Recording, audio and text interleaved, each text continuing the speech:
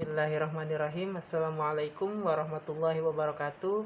Selamat datang kembali di channel Ahmad Abdus Salam, yaitu channel edukasi yang membahas seputar bisnis, motivasi pengembangan diri, dan berbagai hal lainnya yang unik yang bisa dijadikan bahan edukasi oleh teman-teman.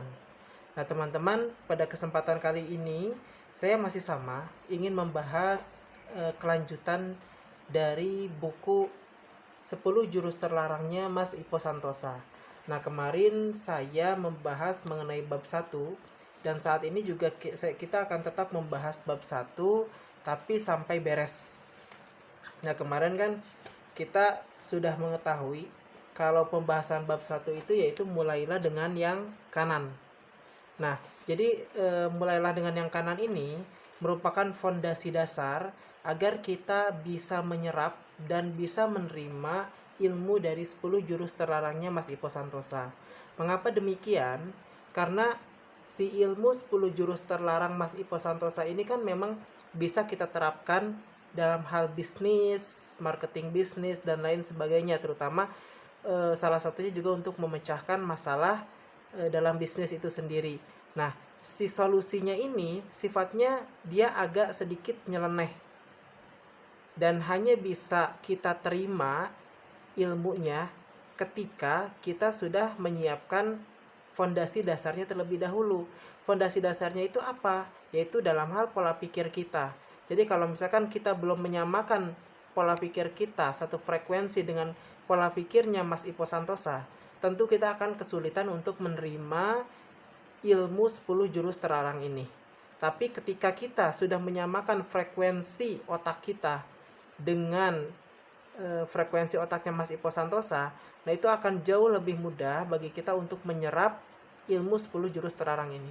Oleh karena itu sangat ditekankan oleh Mas Ipo Santosa untuk memperbaiki fondasi dasarnya terlebih dahulu sebelum kita mempelajari ilmu 10 jurus terlarang ini. Nah, di sini kita akan lanjutkan teman-teman, mungkin akan sedikit saya ulas dari pembahasan kemarin. Jadi untuk memulai dengan yang kanan, di sini ada kurang lebih sekitar 4 cara ya teman-teman. Ada 4 cara. Yang pertama, kita harus menjadi orang lateral. Orang lateral itu apa sih? Itu orang yang mencari solusi atau pola pikirnya itu berbeda dari kebanyakan orang pada umumnya gitu. Atau pola pikirnya unik. Dan cara yang ketiga yaitu menjadi orang gila. Orang gila ini apa sih? Orang gila itu terdiri dari 2, yaitu orang gila dalam hal cara berpikir dan orang gila dalam hal etos kerja.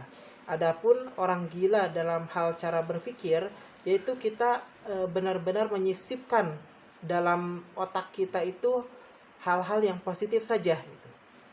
Dan benar-benar menghilangkan dalam benak kita kegagalan gitu. Dan adapun orang gila dalam hal etos kerja yaitu kita harus bekerja jauh lebih banyak dari orang pada umumnya. Ketika kita mengetahui bahwa orang pada umumnya bekerja hingga 8 jam, ya kita harus bekerja lebih dari itu. Kita harus bisa bekerja 12 sampai 15 jam. Dan bukan hanya secara kuantitas saja, tapi harus secara kualitas. Jadi ketika kita bekerja, kita mengetahui apa yang kita dapatkan dari hasil pekerjaan tersebut, atau pembelajaran apa yang kita dapat dari hasil pekerjaan tersebut. Otomatis secara tidak langsung sambil bekerja ya kita sambil riset gitu. Nah, adapun cara yang ketiga yaitu menjadi orang luar biasa. Nah, menjadi orang luar biasa ini maksudnya di sini kita harus selalu melakukan penyempurnaan diri. Jadi ketika kita sudah merasa baik, coba kita cari kekurangan kita apa. Nah, ketika kita sudah mengetahui kekurangan kita apa, kita perbaiki kekurangan tersebut. Terus berputar seperti itu. Menjadi orang baik, cari kekurangannya apa, perbaiki, setelah itu akan menjadi baik lagi, cari kekurangannya apa, perbaiki lagi, terus seperti itu. Perbaiki terus hingga kita dan itu memang mungkin tidak ada ujungnya ya teman-teman. Tidak ada ujung-ujungnya. Karena memang kita dituntut untuk terus menyempurnakan diri. Nah, adapun yang terakhir yaitu menjadi orang kanan. Dan orang kanan ini menurut saya merupakan puncak dari pembahasan bab 1 ini, yaitu memulai dengan yang kanan. Mulailah dengan yang kanan. Jadi saya rasa pembahasan semuanya ini bermuara di pembahasan yang terakhir ini, yaitu menjadi orang kanan. Jadi ketika kita sudah sukses menjadi orang kanan, otomatis kita akan menjadi orang lateral. Dan kita juga akan menjadi orang gila, terus kita juga akan menjadi orang luar biasa. Jadi inti pembahasan ini ya di sini gitu. Pembahasan menjadi orang kanan. Nah, di sini saya ingin sedikit mengungkapkan cara saya untuk menelaah sebuah bacaan. Biasanya ketika misalkan ada materi seperti ini, saya akan membuat 3 pertanyaan. Misalkan di sini materinya itu orang kanan. Lalu saya akan membuat pertanyaan, apa yang dimaksud dengan orang kanan? Pertanyaan yang kedua, mengapa kita harus menjadi orang kanan? Dan pertanyaan yang ketiga, bagaimana cara untuk menjadi orang kanan? Nah, kita memulai langsung ke pertanyaan yang pertama, apa yang dimaksud dengan orang kanan? Nah, di sini ada pernyataan, Mas Ipo Santosa mengutip dari pernyataan Daniel Goleman. Daniel Goleman ini merupakan seorang pakar yang juga penulis buku. Teman-teman bisa mencari bukunya di toko Saniyah, juga ada bukunya Daniel Goleman. Ada banyak sekali teman-teman mengenai pengembangan diri, psikologi dan lain sebagainya. Nah, di sini disebutkan bahwa otak kanan itu yaitu otak emosional yang bersifat intuitif, kreatif, dan ekstensif. Jadi tiga kata ini yang menjadi pokok pembahasan kita. Jadi kalau misalkan ada yang menanyakan apa sih yang dimaksud dengan orang kanan, nah orang kanan ini bukan orang yang dia hanya menggunakan otak kanan saja, bukan, tapi orang yang tetap menggunakan otak kiri, tapi otak kanannya benar-benar diberdayakan, dimaksimalkan. Jadi teman-teman jangan sampai salah sangka, karena otak kiri juga kan diciptakan oleh Allah, ya kan? Otak kanan diciptakan oleh Allah. Nah, pasti keduanya ada fungsi dan manfaatnya masing-masing. Tapi kita harus tahu nih mana yang benar-benar menjadi kebutuhan kita dan harus benar-benar diberdayakan semaksimal mungkin. Nah, di sini saya ulangi kembali, orang kanan yaitu orang yang benar-benar memberdayakan otak kanannya. Adapun otak kanan itu apa sih? Nah, di sini menurut Daniel Goleman, otak kanan atau hemisfer otak kanan adalah otak emosional. Jadi otak ini merupakan otak biasa disebut dengan otak emosional. Mengapa demikian? Karena otak kanan ini bersifat intuitif, kreatif, dan ekstensif atau meluas. Adapun untuk otak kiri, hemisfer otak kiri atau biasa disebut dengan otak rasional, yaitu lebih bersifat analisis, kalkulasi, dan perincian. Nah, dari sini aja kita bisa menyimpulkan bahwa kita juga tetap memerlukan otak kiri ini gitu. Tapi mungkin porsinya yang harus kita lebih kuatkan di mana nih? Yang harus kita lebih berdayakan otak yang mana nih gitu. Nah, itu kan tadi kan berkaitan dengan apa sih yang dimaksud dengan orang kanan gitu kan, tadi sudah saya sebutkan. Adapun pertanyaan yang selanjutnya, mengapa kita harus menjadi orang kanan gitu kan. Nah, itu berkaitan dengan 3 kata yang tadi teman-teman, yaitu intuitif, ekstensif, dan kreatif. Dan 3 kata ini yang sangat berperan penting atau yang menjadikan kenapa otak kanan ini sangat penting untuk kita gitu. Nah, tapi sebelum itu saya ingin menyampaikan dulu bahwa di buku ini juga disampaikan, Kak Seto menyatakan bahwa pendidikan di kita ini lebih mengedepankan otak kiri dibanding otak kanan. Dan yang yang melatih otak kanan itu biasanya di playgroup dan TK saja. Adapun pada jenjang pendidikan selanjutnya itu lebih diutamakan otak kiri. Itulah yang menyebabkan kenapa mayoritas manusia di bumi ini lebih kecenderungan menggunakan otak kiri ketimbang otak kanan. Artinya secara tidak langsung pengguna otak kanan itu jauh lebih langka dan atau biasa disebut dengan minoritas ketimbang pengguna otak kiri. Dan itulah yang menyebabkan pengguna otak kanan harganya jauh lebih mahal ketimbang pengguna otak kiri. Karena kan memang kita mengetahui dalam hukum ekonomi ketika barangnya langka tapi kebutuhannya besar, itu akan jauh lebih mahal ketimbang kebutuhannya banyak, barangnya juga banyak gitu kan. Nah, di sini mengenai urgensinya mengapa kita harus menjadi orang kanan. Yang pertama intuisi. Yang pertama yaitu intuisi. Nah, di sini kita bisa mengetahui bahwa intuisi itu merupakan salah satu aspek yang kuat dalam mengambil keputusan. Jadi kalau misalkan seseorang memiliki daya analisis yang kuat gitu kan, terus kalkulasi yang kuat dan perincian data yang kuat, tapi dalam hal intuisi dia lemah, itu akan menyebabkan biasanya gampang ragu-ragu gitu. Oleh karena itu pentingnya intuisi itu yaitu untuk agar kita mudah membuat simpulan secara garis besar, sehingga dari simpulan itu kita bisa membuat keputusan. Jadi tetap otak kiri juga berperan di sini, tapi tetap yang menjadi ujung tombaknya yang memutuskan itu semua yaitu intuisi dari otak kanan ini sendiri. Oleh karena itu, itulah yang menyebabkan intuisi ini sangat penting, dan intuisi ini hanya ada di otak kanan. Adapun untuk fungsi yang kedua yaitu kreativitas. Seperti yang kita ketahui, kreativitas itu kan kepanjangan dari create and innovation, yaitu membuat sesuatu yang baru. Nah, dari sini juga diinformasikan bahwa pada era itu Empat Mata dan Ekstravaganza merupakan salah satu tayangan yang ratingnya besar. Mengapa demikian?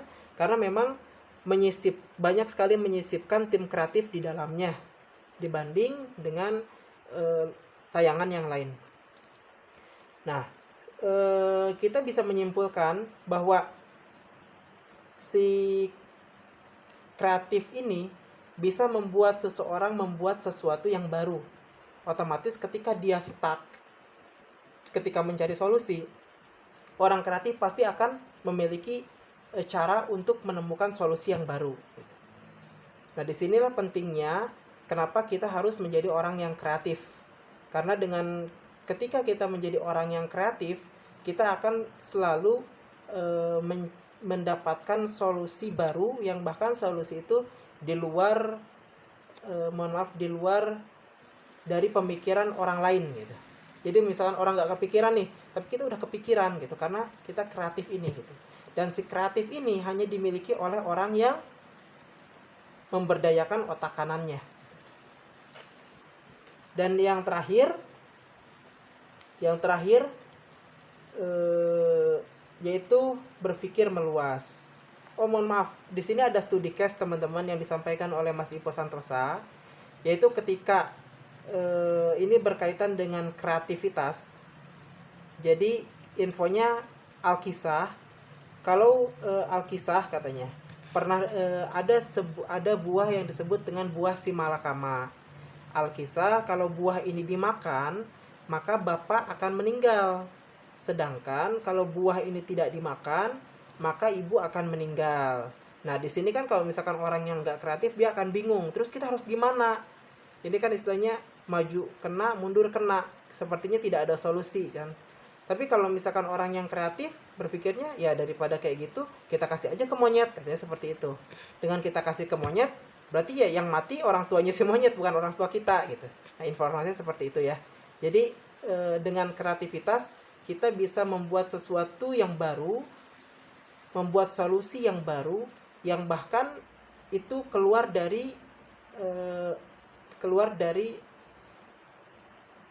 pemikiran konvensional pada umumnya.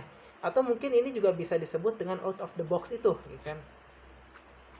Nah, untuk pembahasan yang terakhir mengenai mengapa kita harus menjadi orang kanan, yaitu berkaitan dengan tadi ekstensif, ya kan? Jadi si otak kanan ini kan tadi sudah saya sebutkan, yang pertama dia bersifat intuitif, yang kedua dia bersifat kreatif, dan yang ketiga bersifat ekstensif. Nah, si ekstensif ini maknanya yaitu dia bisa melihat secara luas. Bisa melihat secara luas, dan ini berkaitan dengan visioner atau memiliki visi ya teman-teman. Seperti yang kita ketahui, Pak Habibie merupakan seseorang yang visioner. Bahkan ada bukunya sendiri dan dibuat filmnya yang disebut dengan Sang Visioner. Itu menyampaikan bahwa Pak Habibie ini seorang yang visioner. Dan banyak sekali ilmuwan yang dia merupakan visioner. Mereka bisa melihat ke depannya seperti apa yang bahkan belum sempat dilihat oleh orang di sekitarnya. Bahkan mungkin bisa ditertawakan gitu kan, karena memang dianggap itu hal yang aneh gitu. Tapi karena dia seorang yang visioner, dia tahu ke depannya mau apa dan dia bisa melihat gambaran luas ke depannya seperti apa. Dia bisa istilahnya bisa melukis di otaknya, Itulah yang menyebabkan dia menjadi seorang yang visioner itu. Seorang yang visioner atau yang ekstensif tadi yang disebutkan. Dan orang ini hanya visioner ini hanya dimiliki oleh orang-orang yang kecenderungan ke otak kanan ini gitu. Mungkin kalau misalkan yang otak kiri juga ada, tapi biasanya kalau misalkan orang yang kecenderungannya ke otak kiri, dia akan langsung menghalau otak-otak visioner tersebut. Bahkan mungkin dipikirnya udah nggak penting gitu. Tapi bagi orang yang kecenderungannya ke otak kanan, dia akan menjadikan visioner ini sebagai langkah dia untuk kedepannya, tujuan hidup dia gitu. Jadi saya ulangi kembali, mengapa kita harus menjadi orang kanan, yaitu yang tadi, karena otak kanan ini sifatnya intuitif, kreatif, dan ekstensif. Intuitif itu fungsinya apa? Fungsinya dalam hal mengambil keputusan. Lalu kreatif ini fungsinya apa? Fungsinya dalam hal mencari solusi. Dan ekstensif ini tujuannya apa? Fungsinya yaitu dalam hal visioner, melihat gambaran ke depannya, dan lain sebagainya. Dan kalau misalkan kita cek dari buku ini, bahkan kalau misalkan teman-teman membaca buku Cash Flow Quadrant-nya Robert Kiyosaki, teman-teman akan mengetahui bahwa dalam Cash Flow Quadrant tersebut, Robert Kiyosaki lebih cenderung untuk mengarahkan kita menjadi kuadran kanan ketimbang kuadran kiri. Apa yang dimaksud dengan kuadran kanan? Kuadran kanan itu yaitu seperti misalkan investors, terus pengusaha yang sudah autopilot gitu kan. Adapun yang kuadran kiri ini misalkan seperti pengusaha yang masih menjalankan bisnisnya secara langsung, atau misalkan seperti profesional ya kan, pegawai dan lain sebagainya. Dan Mr. Robert Kiyosaki ini lebih menganjurkan kita untuk menjadi kuadran kanan ini gitu kan. Berarti secara tidak langsung dia menyatakan bahwa kuadran kanan ini atau orang-orang yang memiliki atau kecenderungan untuk menggunakan otak kanan ini jauh lebih baik daripada orang yang kecenderungan menggunakan otak kiri.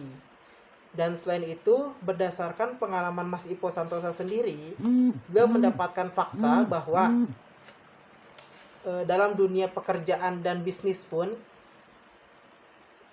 seseorang atau perusahaan yang kecenderungan menggunakan otak kanan itu akan dibayar jauh lebih mahal ketimbang seseorang atau perusahaan yang menggunakan otak kiri.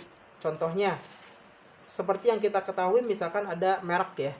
Merek itu misalkan dibuat oleh negara A.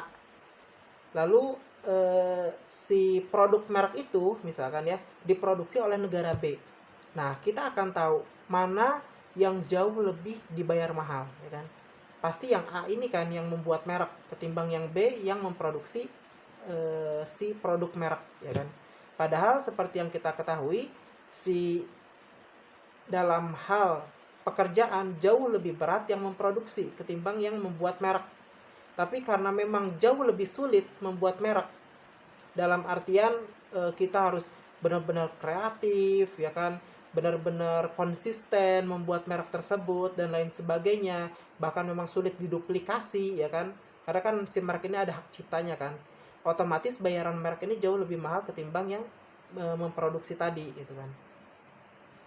Dan itulah yang menyebabkan mengapa pada umumnya pekerjaan yang mendayagunakan otak kanan itu jauh lebih sulit untuk diduplikasi ketimbang pekerjaan yang mendayagunakan otak sebelah kiri, gitu. Jadi itu sudah menjadi sudah menjadi alasan yang sangat kuat bagi kita bahwa memberdayakan otak kanan itu sangat penting sekali, teman-teman, terutama bagi teman-teman yang memang bergulat di dunia bisnis. Nah, untuk pertanyaan yang terakhir, yaitu bagaimana sih cara untuk menjadi orang kanan? Nah, di sini juga malah ditanya kembali, gitu kan. Jadi kita belum mendapatkan jawabannya nih, bagaimana caranya untuk menjadi orang kanan. Bahkan Mas Ipo menyatakan dalam konteks ini terdapat 2 beban berat yang tiada kira beratnya, katanya. Pertama, bagaimana mengubah diri Anda menjadi orang kanan. Yang kedua, bagaimana mengubah pasangan Anda menjadi orang kanan. Jadi sepertinya Mas Ipo Santosa ini masih pengen supaya kita terus membaca buku ini, gitu. Jadi pada intinya ketika teman-teman pengen menjadi orang kanan, pengen paham orang kanan itu seperti apa, jadi teman-teman harus ikutin channel ini, pembahasan buku ini sampai beres, nanti sampai bab ujung, gitu ya. Nah, paling sekian saja teman-teman untuk pembahasan bab 1. Bab 1-nya beres, alhamdulillah. Mungkin untuk pembahasan selanjutnya insya Allah akan saya bahas pembahasan bab 2, yaitu jurus yang kedua, rancanglah DNA sedini mungkin, katanya seperti itu. Mungkin ini ada kaitannya dengan cara menjadi otak kanan yang tadi ya, teman-teman. Ya, paling sekian saja teman-teman, mudah-mudahan vlog kali ini bermanfaat. Jika teman-teman memiliki kritik, saran, atau berbagai hal lainnya unek-unek yang ingin teman-teman sampaikan untuk kemajuan channel ini, mohon untuk komen di bawah ya teman-teman, gitu. Dan saya rasa like dan komen serta share video ini dari teman-teman kepada lingkungan sekitar teman-teman itu sangat berharga ya teman-teman, karena dengan itu saya khususnya akan mengetahui bahwa memang vlog ini bermanfaat untuk teman-teman semuanya, khususnya untuk saya secara pribadi.